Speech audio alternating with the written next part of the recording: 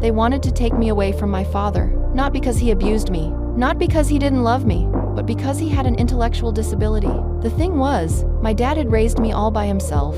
My mother left shortly after I was born, and for a man like him, raising a child alone was never easy. Thankfully, our neighbor Annie often helped out. Even so, Dad did everything he could to give me a happy childhood.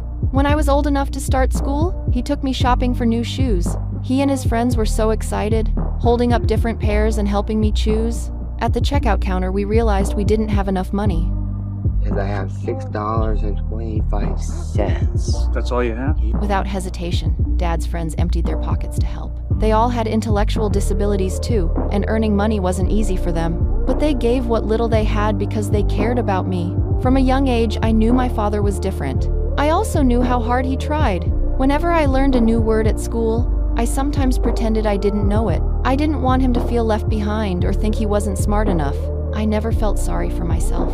I felt lucky because I had a father who loved me more than anything. Then everything changed on my 7th birthday. Dad and his friends had spent weeks planning a surprise party for me. But before the celebration could begin, a social worker arrived with another family. One of the children became upset and refused to cooperate. Dad tried to help, but things quickly got out of control. The boy's father shoved him to the ground. I watched the whole thing happen. When Dad got back on his feet, the first thing he said was still, "Happy birthday."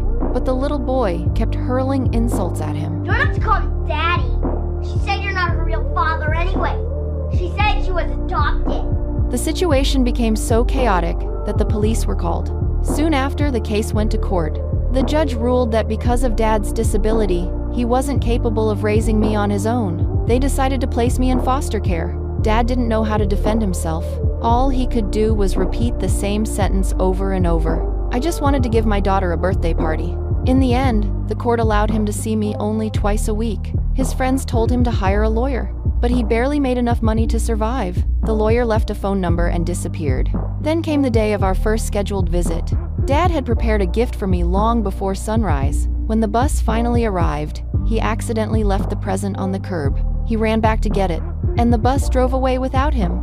Lucy, he's an hour and 45 minutes late. He'll only have a few minutes left.